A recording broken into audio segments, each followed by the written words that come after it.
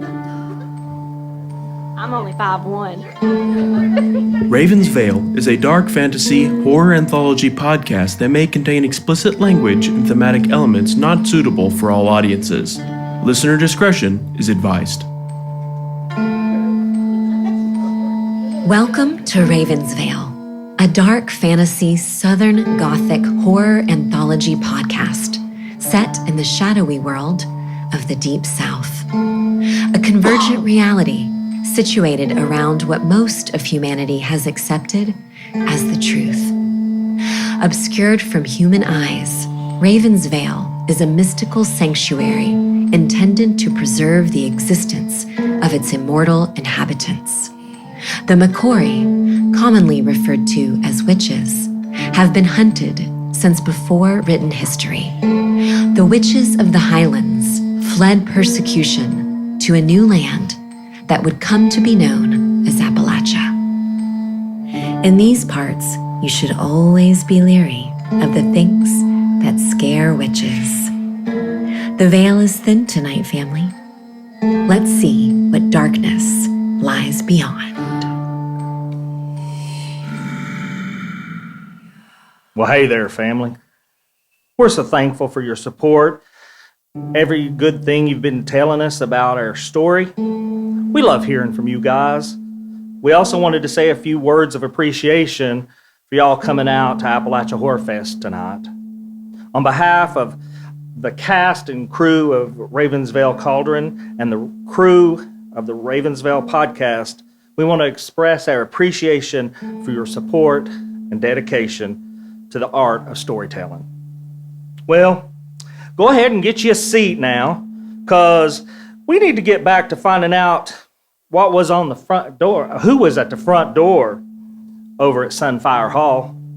So settle down now, family, and listen up. I'm pretty sure we're about to get into the thick of it.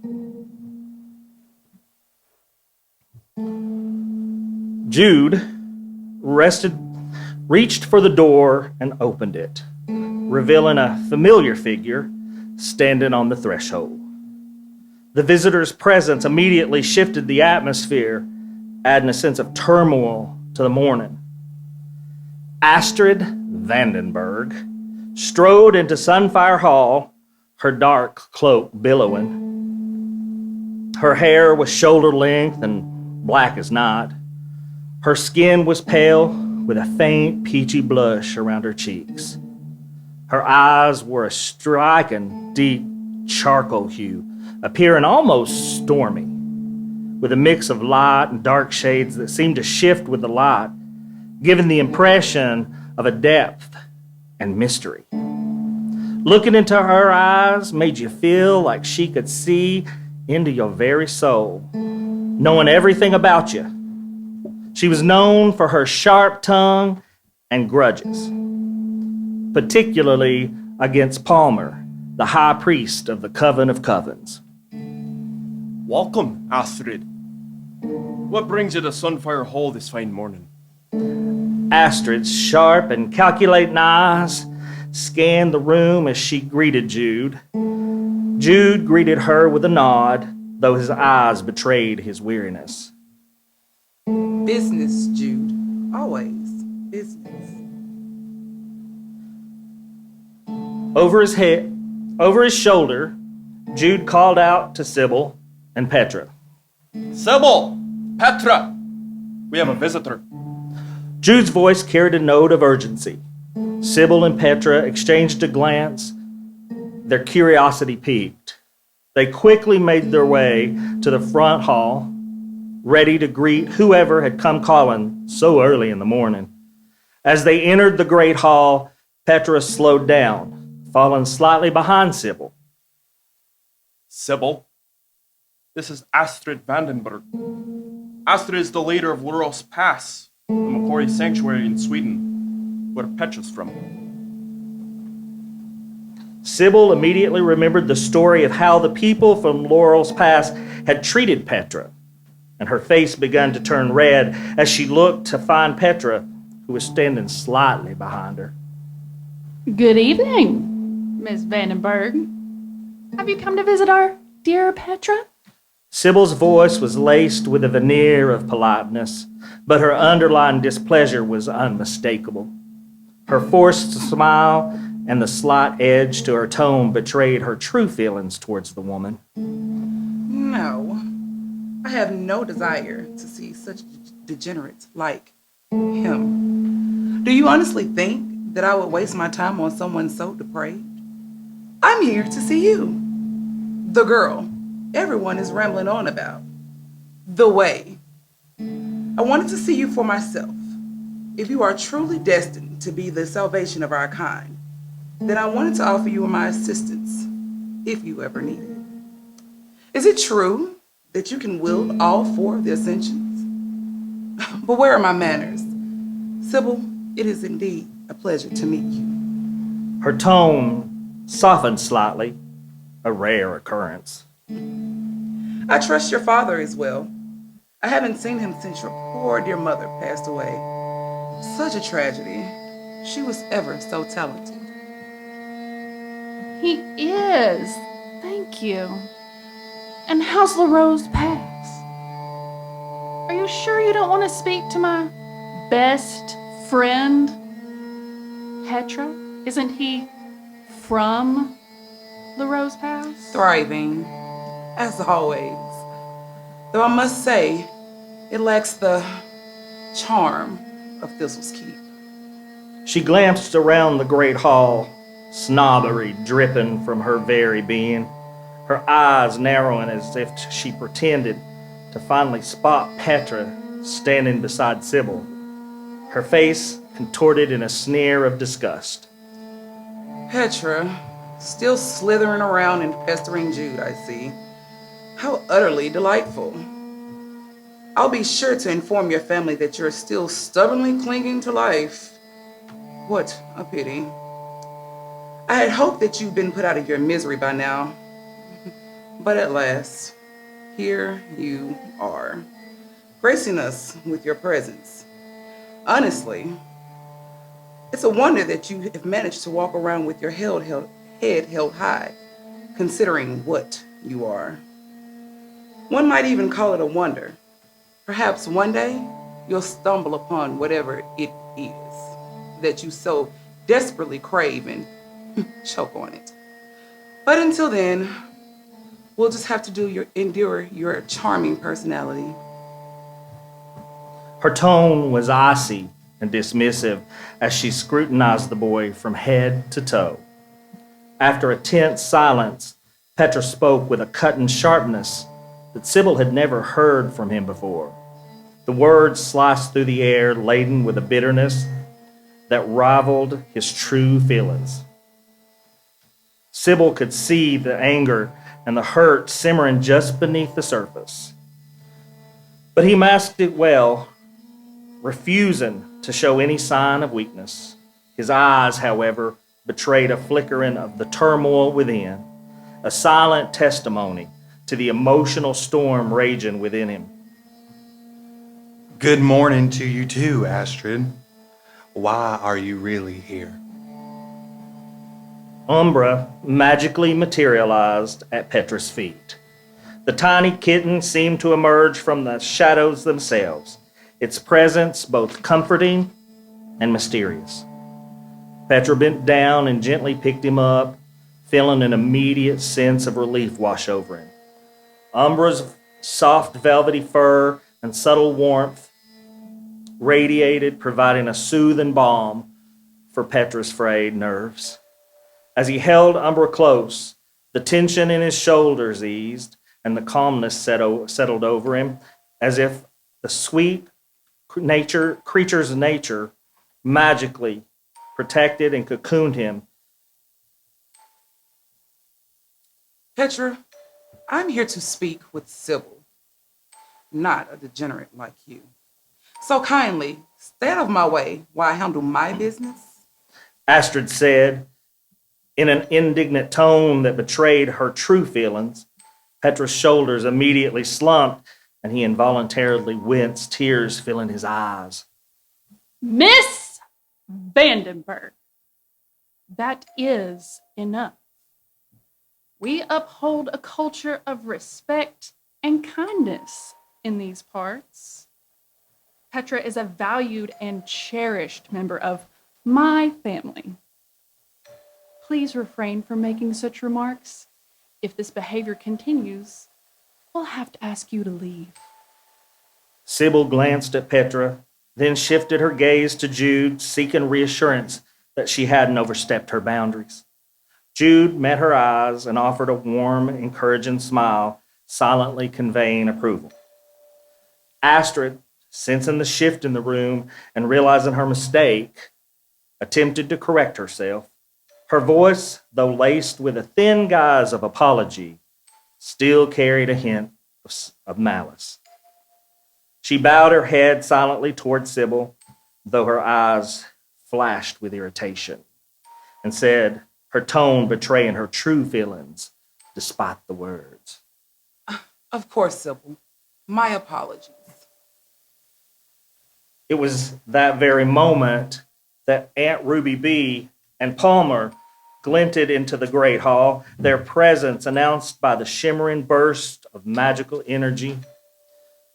They were ready to begin enhancing and creating protective wards. However, their determined expression quickly shifted to one of shock and disbelief. Standing in the center of the great hall was none other than Palmer's arch rival, Astrid Vandenberg. Her presence was unexpected, and it was more than obvious that she had been caught off guard by their arrival. Her dark eyes glimmered with a mixture of curiosity and hidden contempt for the two. Astrid's elegant yet imposing figure was bathed in sunlight, her aura radiating a cold, calculating energy and highlighting the sharpness of her gaze and a subtle smirk playing on her lips. It was clear that she had not anticipated this encounter, and the tension in the room was palpable. The great hall was usually very serene, but now it felt like a stage for an impending confrontation. The air was thick with unspoken words and unresolved conflict. Everyone held their breath, waiting to see what would unfold next. Aunt Ruby B and Palmer exchanged a quick, knowing glance, their minds racing in anticipation. Astrid's next move, somewhat forced, Palmer said, Astrid Vandenberg, how nice to see you. How are you? I am well, Palmer. Thank you for asking. I hope things are going smoothly in Ravens Vail.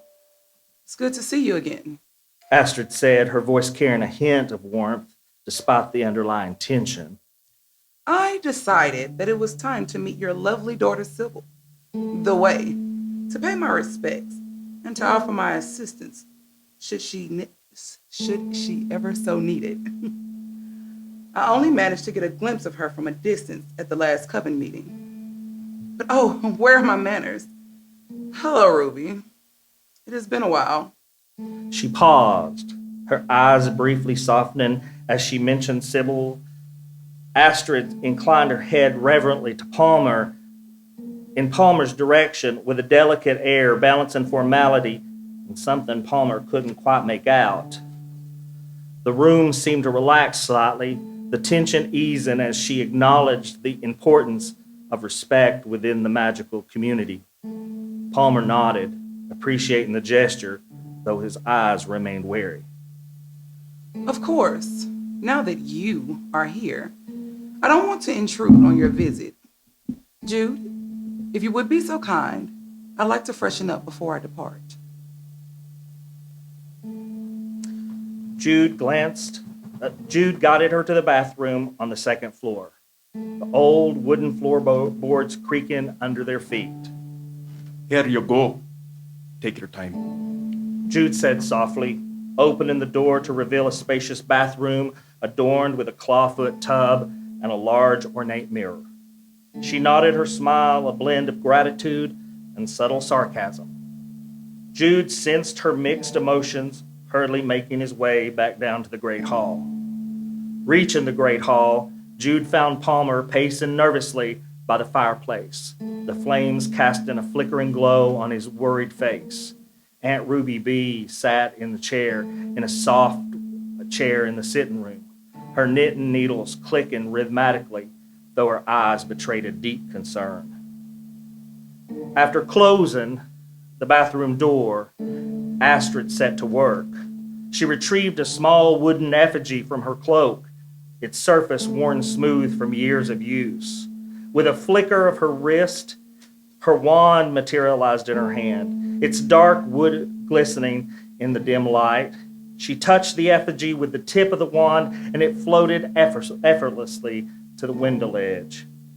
Whispering a few quiet words, the effigy shimmered and vanished from sight. Satisfied, Astrid touched up her lipstick in the mirror and hurried downstairs. She offered quick farewells, her mind already on the next step.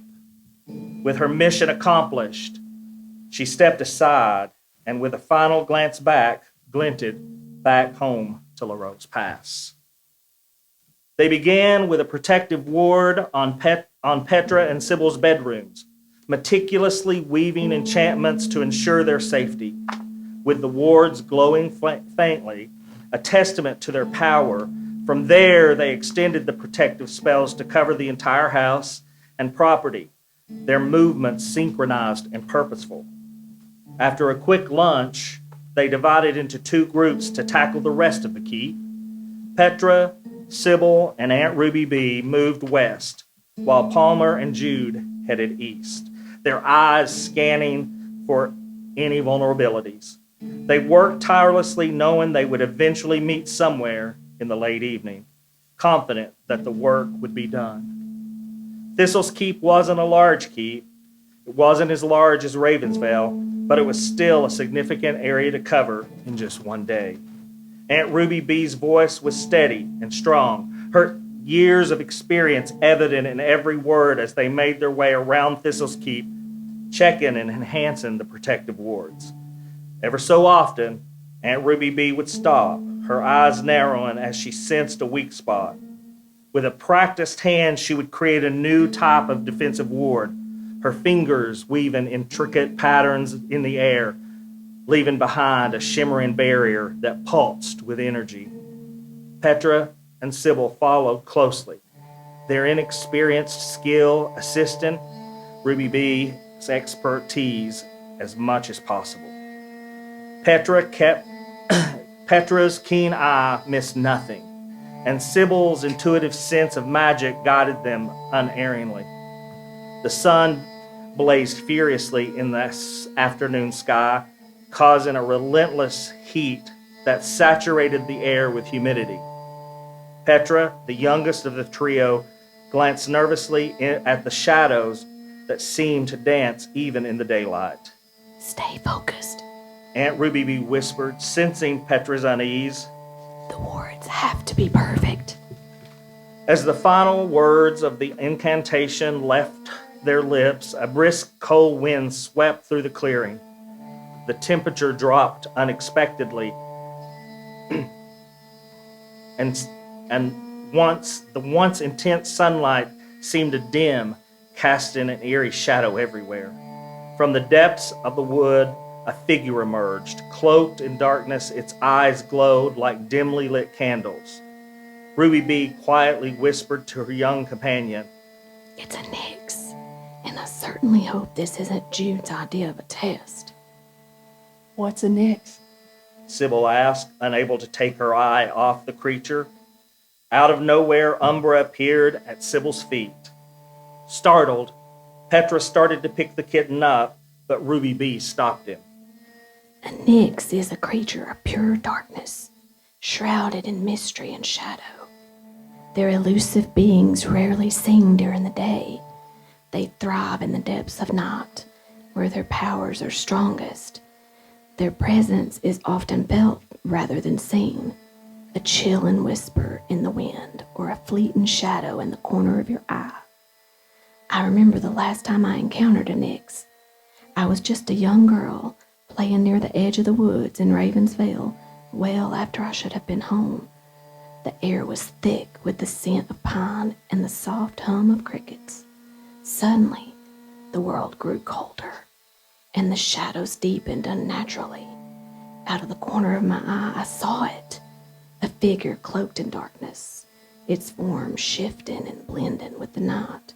It was both terrifying and mesmerizing, a sight that has haunted my dreams ever since. They are inherently malevolent, but it's said some ancients keep them as guardians. Whatever the case, it shouldn't be here.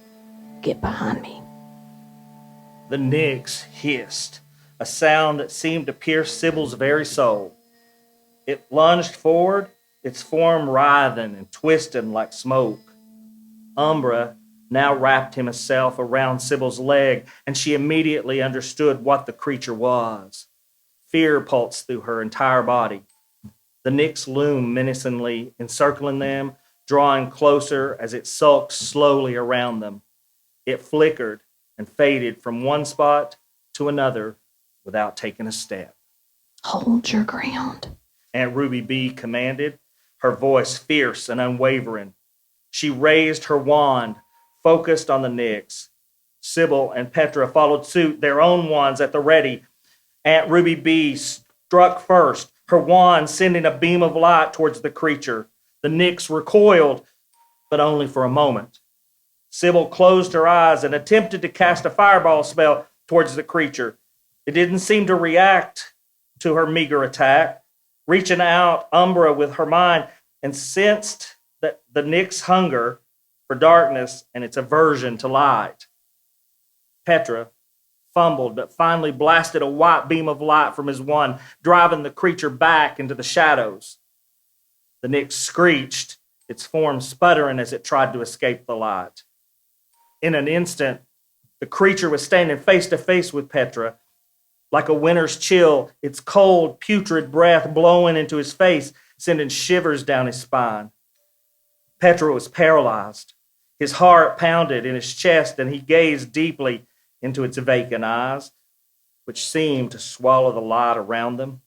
The air grew thick with an eerie silence. Time itself seemed to stand still. He could feel the weight of its pressure pressing down on him, a dark and ancient power threatening to consume his soul. Sybil appeared to lose consciousness. She seemed to lose control of herself, but it was a trance-like state. She unleashed a relentless barrage of fiery blast, each more furious than the last. Aunt Ruby B joined Sybil, their magic intertwining seamlessly.